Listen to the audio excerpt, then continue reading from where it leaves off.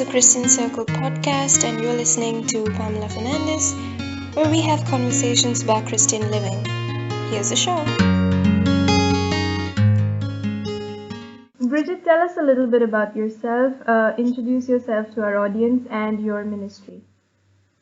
Okay, so I currently work with the Salesians of St. John Bosco, and I have for 5 years now. Prior to my work within a parish and at a retreat center as in retreat formation, retreat direction, and youth ministry, I lived for a year as a domestic missionary with the Salesians here in Tampa.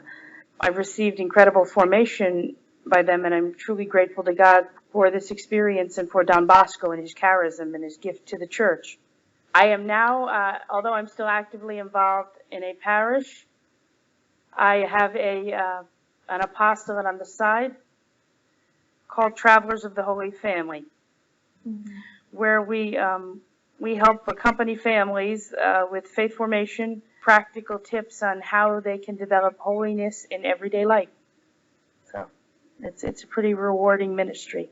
And hopefully in this coming year, I'll be focusing all of my time on that apostolate as I step away from the work here with the Salesians. And you're also getting your degree in theology? I am studying at Holy Apostles College Seminary, which is in Connecticut. It's a small liberal arts college with a pretty solid theological program, a rigorous program. So I'm excited about that. Please pray for me. Sure. Yeah. So you had a lot of exposure to families, right? Over the last few years. You've seen families and how prayer and faith works with families, right? Oh, yeah, without question. The family right now is something that the church is focusing on intensely. And I can't think of one ministry, even in youth ministry. Youth ministry, we can't compartmentalize it and say, okay, it's for people to this age, because it truly is, in its authenticity, a family ministry. And I know that we do all that we can to keep entire families involved here, not just the young people, which is a primary focus, but also their parents, their grandparents, aunts, uncles, friends, and we do what we can to make them part of our family, which that was one of the aspects of Don Bosco's oratory criteria, was the home that welcomes. So that home that welcomes really has a family spirit. Just like Don Bosco, there are lots of saints who actually come from very holy, pious families, and their families shape them in becoming saints. So what role does a family have in shaping saints for the future? The primary role of the family as the domestic church, and I think this is something that, especially now in the era that we live, that families, moms and dads, need to refocus on, or whatever the family demographic is.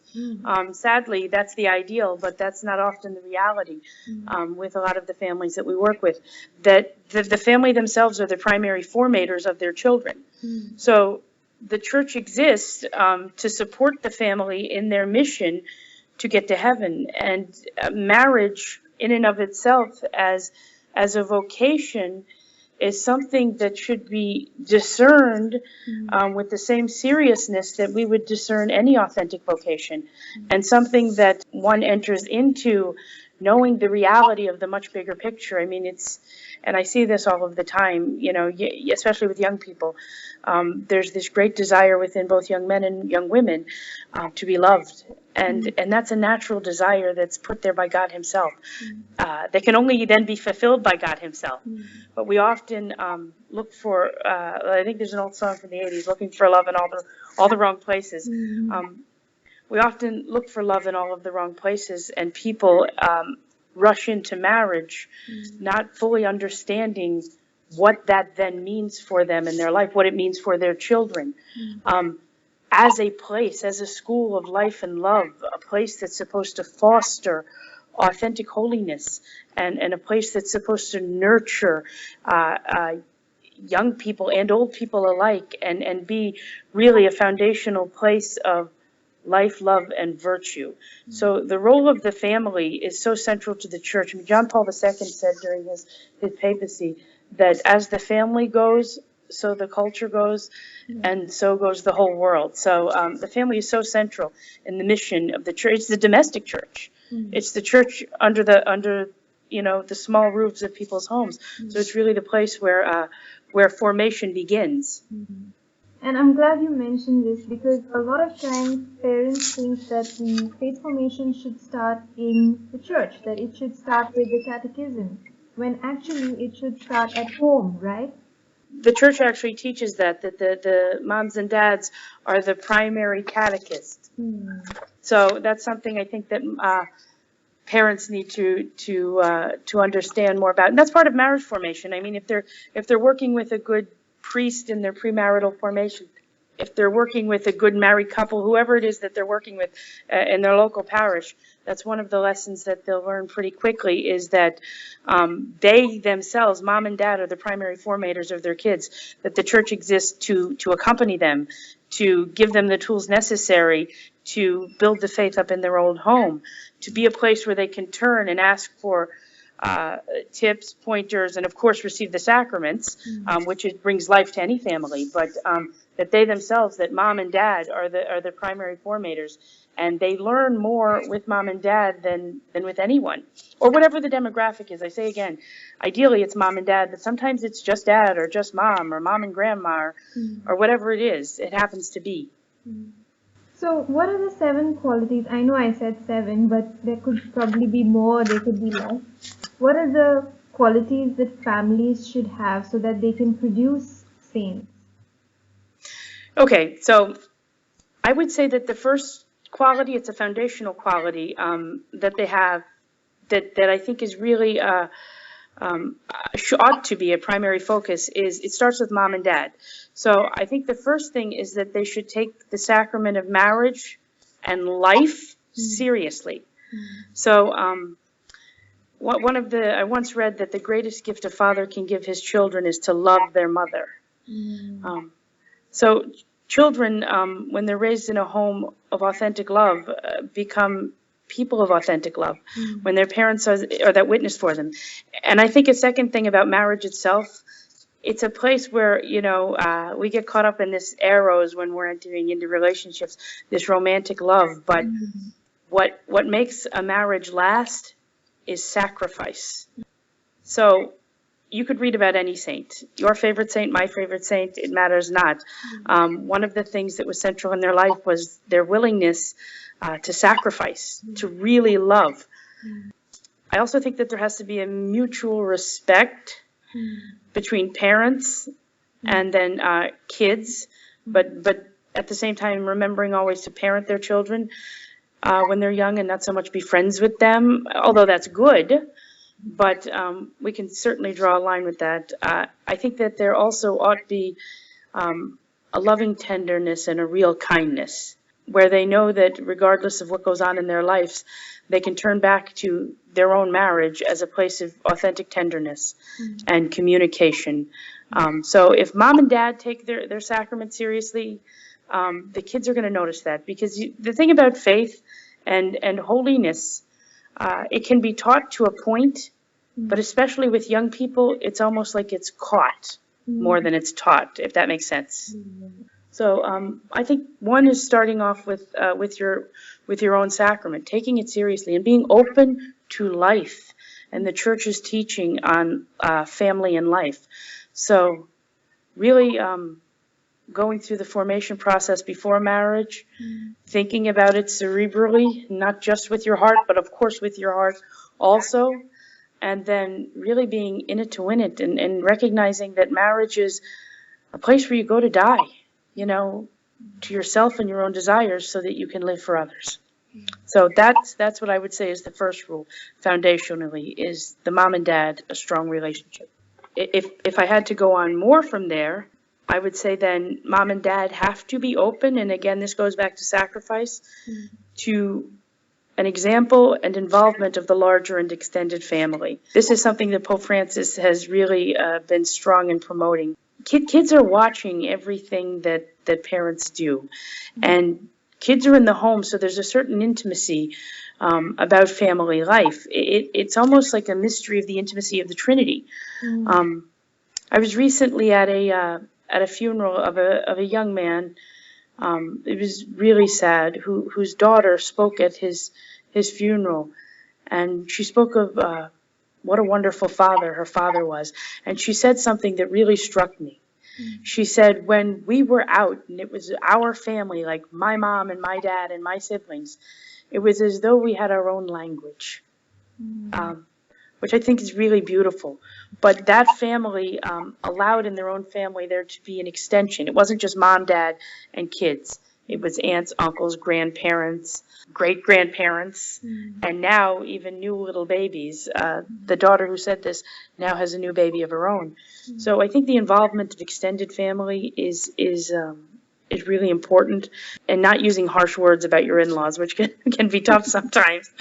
I know, but leaving those just for adult conversations. Never letting the kids hear anything bad, I think is really important. And again, patience, sacrifice, and doing works of mercy together as a family. And remembering the charity begins at home. Those works of mercy can be extended to the in-laws who maybe really grind your gears and drive you nuts. But I think it's really important for fostering holiness in families. So I guess that would be my second point. I think my third point would be the way that you correct kids. The church has, which we've heard of throughout years, is a repressive system, and a repressive system offers a firm correction that is almost rooted in like a fear of not wanting to do it again, because you'll be reprimanded for doing it again. And I'm not, because I've been more formed in what's called a preventative system. I think that the preventative system is a better model. It's a correction that's born out of love. And it's something that, thanks be to God, before I even realized what the preventative system was, I had it in my own family. With my grandmother, I never wanted to do anything to disappoint her. So I tried my best out of love, so not to disappoint, not for fear of being punished or told off or whatever the case might be.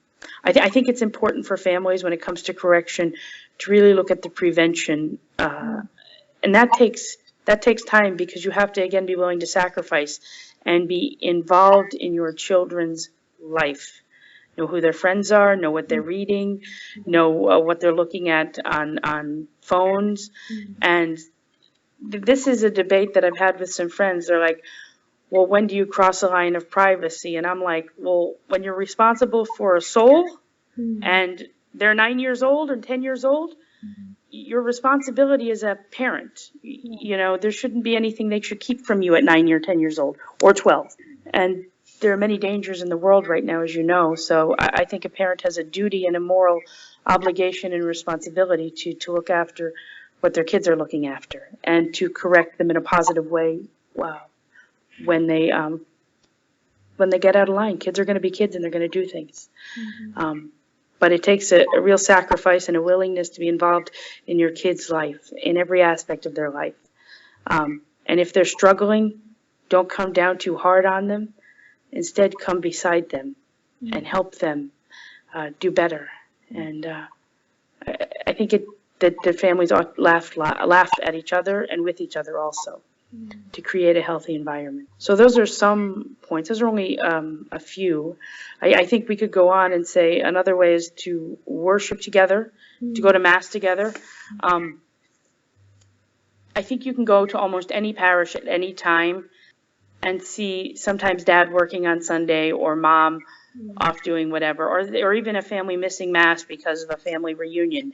Well, when we do stuff like this, what we do is send a message to our children that this is important, like the faith, Mass is important to a point.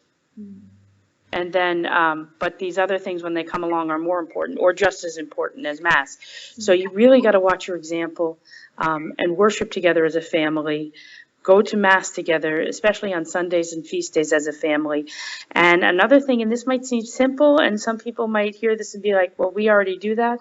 But the reality is a lot of families don't do it, is eating meals together. Yeah. So just as simple as eating meals together and coming together around a dinner table. So I think a fifth point I would say is give kids responsibility. Start small around the house. Expect them to clean their room or do a little something, because the world is going to demand responsibility of them. Our faith demands responsibility. You know, in parishes in the West, there seems to be it's almost like a graduation ceremony, some of the time, confirmation. Kids will go through their confirmation program, they'll get confirmed, the parents are all on board, but then afterwards, the kids are still 14 years old, 15 years old, and parents will say, well, I don't want to force them to come to Mass. But I'm like, what? Like, you're not forcing them, you're being their mother or father. Yeah. Yeah, when I was a kid, my mother, God bless her, we couldn't go 20 minutes without her pulling out rosary beads, and I hated it,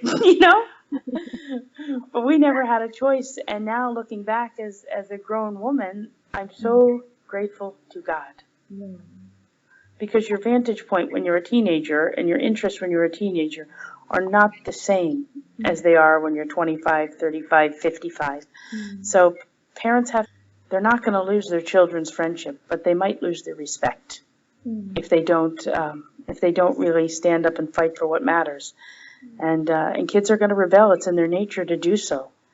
But if there really is this school of life, this school of love, and parents have a place, or they've done their best to create an environment that, like the church, or it's called to be the domestic church, where kids can turn back to and not feel like they're going to be judged regardless of what they've done, but a place where they're going to be loved and accepted. That's a model for the whole church. God loves and accepts us, broken sinners. He doesn't accept sin, but he accepts the brokenness of us sinners and offers a place where we can receive his mercy and forgiveness, and through his grace and through the sacramental life, do better. So those are some things I would think are pretty important in family life. I'm glad you touched on a number of things there, especially about attending Mass. I think there was this post that I read, and it said that don't force your children to do what you're not doing yourself. So if you're not praying, you can't ask your children to pray. If you're not attending Mass, you can't ask them to attend Mass. And I think that's the whole crux of it, that your example needs to be perfect. If you believe in the Eucharist, you'll pass that on to your kids. Absolutely, without question. When I was growing up, there was like one of these DARE or anti-drug commercials where a boy found a box of illicit drugs, and a father found a box of illicit drugs in his son's room. So he takes this box of drugs and he takes the son and he's like, "Where did you get this?" He's mad at him, and the son says back, "I learned it from watching you, Dad." And it's the same thing with faith. You cannot say to your kids, "All right, Sunday morning, let's go, let's do this," if you yourself are not living authentically or striving to live authentically. You cannot say to your kids, "All right, we're going to go to confessions," if you yourself are never seen in the line for confessional. You cannot say to your kids, "Don't pull out your telephone at the dinner table," if you yourself are continuously distracted, because they're going to learn from your example more than your words. And at the end of the day, I think that we all know this, talk is cheap. Yeah. Talk is cheap. My grandmother used to say, talk is cheap and it takes money to buy land. Because when the pedal hits the metal, and this goes to, I say this to catechists too, when in the formation of catechists and youth leaders, peer leaders, I'm like, guys, don't expect these kids to do what you're not willing to do. So a leader is out in front of them with the shovel in his hand and then eating after they've all had their full. So parents really have to be willing to set that example. And if it's not important to them, it's not going to be important to their children. If the faith is not important to parents, it's not going to be important to their children.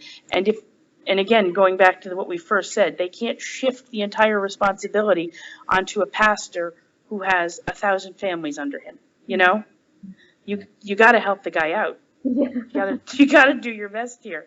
So yeah, you're absolutely right when you say that. And the pastor's job isn't to be looking after the families. His job is to be hearing confessions and delivering the Eucharist. Those are his only jobs, to be honest. Right.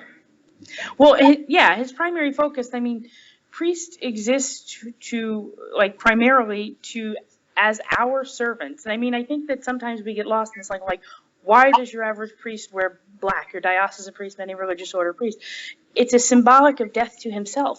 So he's come to die, and especially when he's celebrating the sacraments and he stands in persona Christi, just like our blessed Lord, to die so that we may live, to offer himself through the sacramental life to bring Christ through the sacraments to us, for obviously the Holy Eucharist, for confessions. But then also there has to be, and I work within a parish, so I see this. And this is something that Don Bosco was big on, and Pope Francis has since reiterated. And Pope Francis had a Salesian education before joining the Jesuits.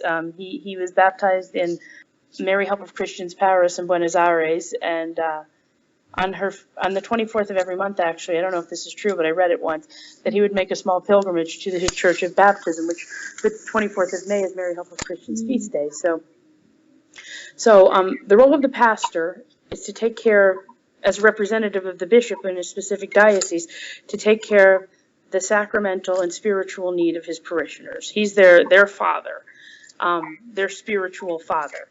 And oftentimes we turn to the pastor, and then he can't do it alone, so whatever support system he surrounds himself with in the church, to solve the needs of the domestic family. Now, and I have seen pastors pour themselves out, think of themselves last.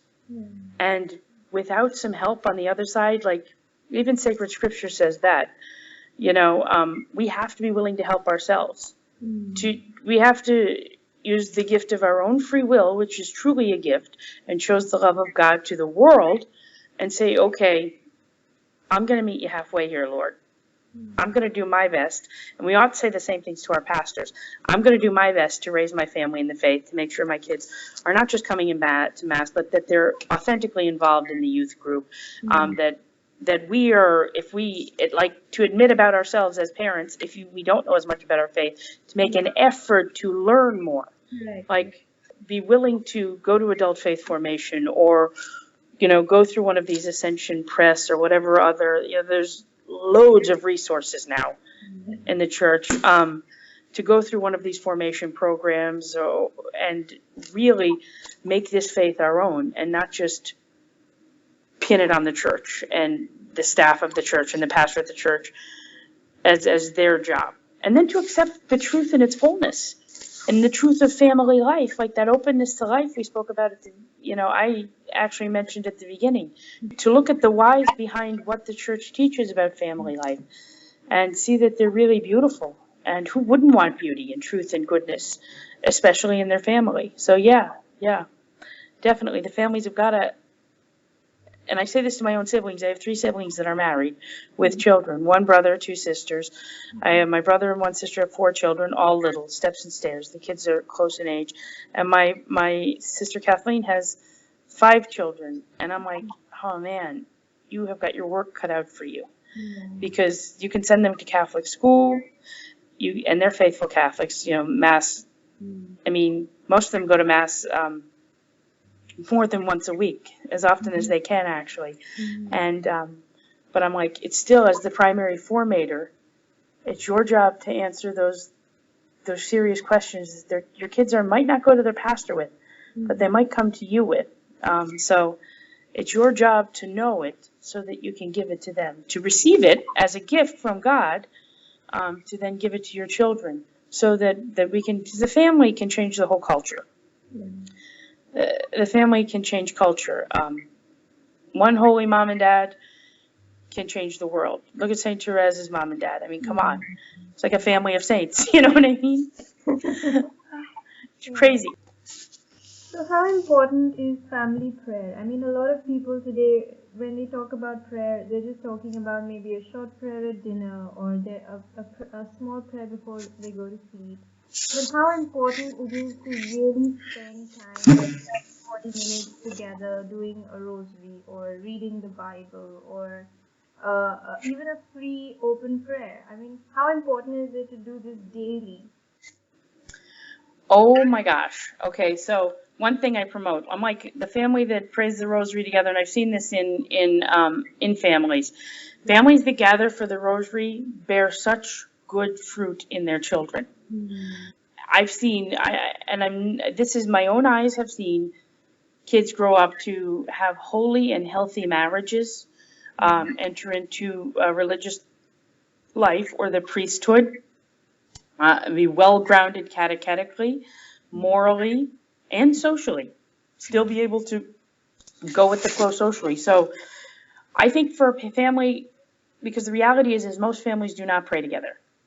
So I think you mentioned like a prayer before meals is a good place to start, but it is not a good place to end.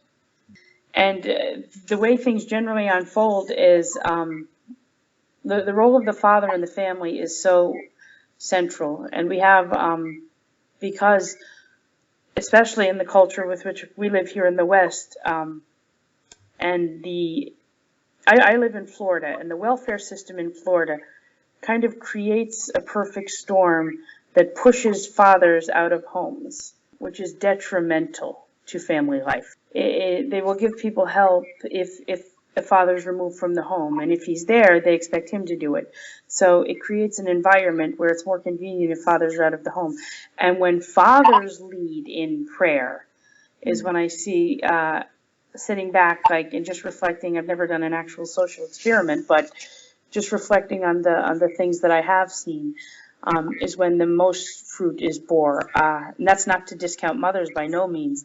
A good, strong mother is the heart of every. She teaches her children how to love, how to laugh, how to be human. It's such a complementary to the father. But if I could recommend anything to any one of my listeners, if you take nothing else from this talk, our listeners, your listeners, I would say the Rosary as a family is an absolutely powerful, powerful key. Gather your family for 15 minutes a day, and it's going to take sacrifice. It's going to mean that you might miss the first 15 or 20 minutes of your favorite TV show. It might mean that your kids are going to roll their eyes at you and be like, my friends are coming over.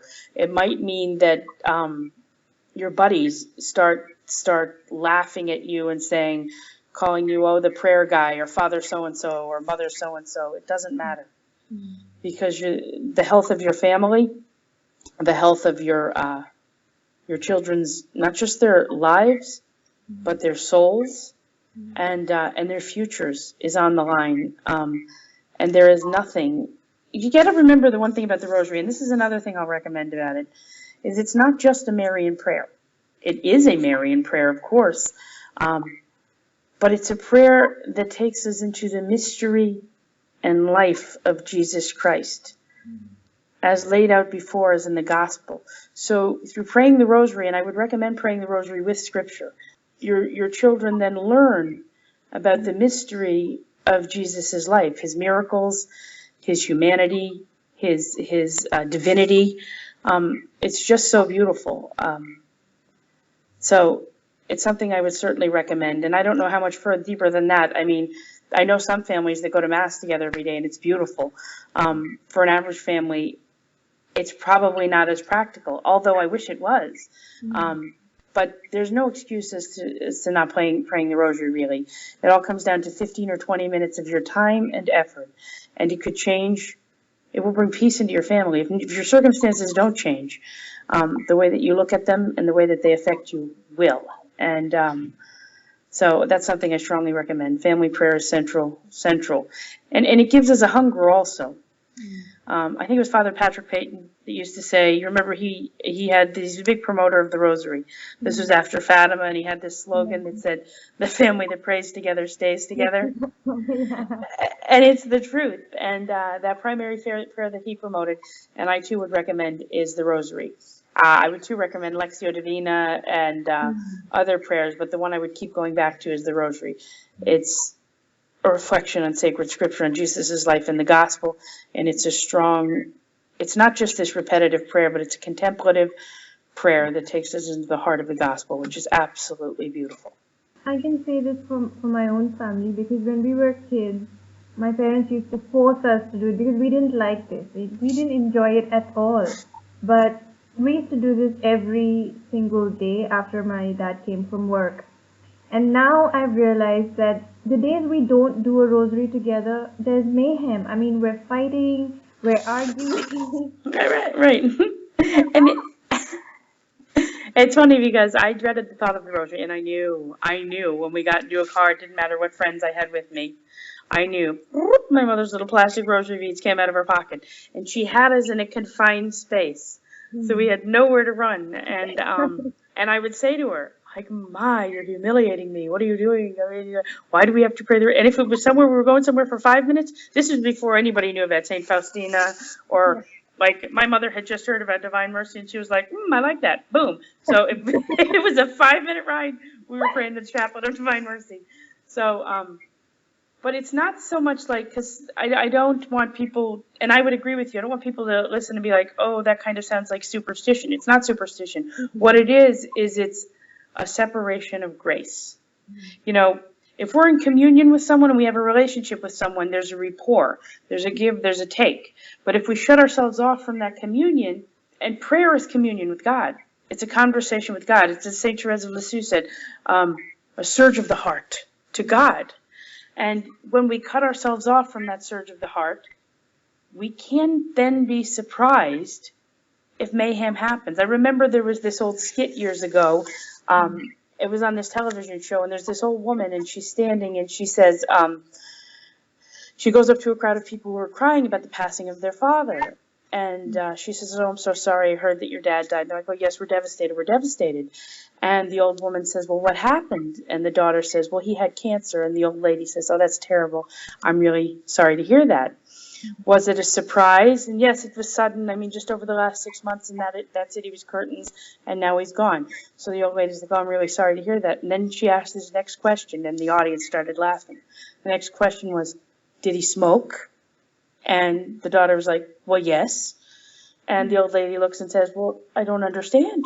It says right there on the box of cigarettes that Surgeon General's warning, may cause cancer." So it's the same. I mean, it's not the same thing with prayer. I'm not equating it to a skit on Mad TV. What I'm saying is, can we really be surprised when we cut ourselves off from grace by not praying? And what we'll often see happen, I mean, and this is just working in a power structure, the people that are the most angry with God and that can't understand when stuff goes awry are people who are not formed in prayer.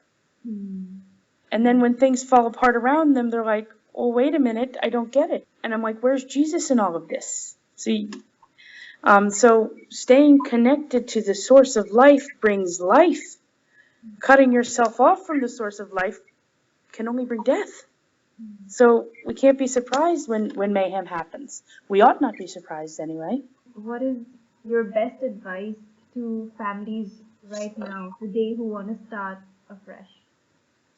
My best advice to families right now, if I could speak to the heart of families right now, I'd say, look, life is messy. Marriage is messy, family life is messy, but it's absolutely worth it. Because nothing worth having is easy. So if you want to take this serious, then be willing to sacrifice. Be willing to set the best example you can. Be willing to say to God, "I want to be a saint. I want to be a saint. And I want to give me the grace to do whatever it takes to become a saint. Not just for myself, but for my family. Help us become saints together." And then pray. If you keep asking God, that's a prayer He will answer every single time. He'll take time. He'll start chipping away at you. And then don't be afraid when you're going through the fire. He's still with you. And anything beautiful, any great sculpture or great piece of pottery has to go through the fire first. So don't lose faith when that happens. Steady the course. Pray. Sacrifice. Don't give up. Don't give up. and just be willing to love and laugh at life and laugh at yourself. Great. You'd make a very good marriage counselor. Thank you. Thank you for that. Consider that as part of your ministry in the future. Well, thank you for that. Thank you. So if people want to find you, Bridget, where can they find you and where can they reach out to you and write to you? So I'm actively on Facebook at Travelers of the Holy Family. You can find me on Facebook at Bridget Costello, Costello, or you can visit our website at Travelers, that's with two L's rather, TRAVELLERS, of theholyfamily.org. So it's travellersoftheholyfamily.org. Check us out on Facebook. We have an Instagram page, or our website. And you can email us, send us a message on Facebook, and we're willing to do whatever we can to help families. So reality is if we want to form saints, we can't do it without the Blessed Mother. If you look at any saint, the three things they had in common was the Eucharist, confessions, and devotion to Mary. That's the common denominator right there. So Jesus through Mary, right? Amen. Amen. That's it. So. And thank you so much for coming on our show and talking to all these people about families and making saints. So thank you so much. Thank you, Pamela. God bless you.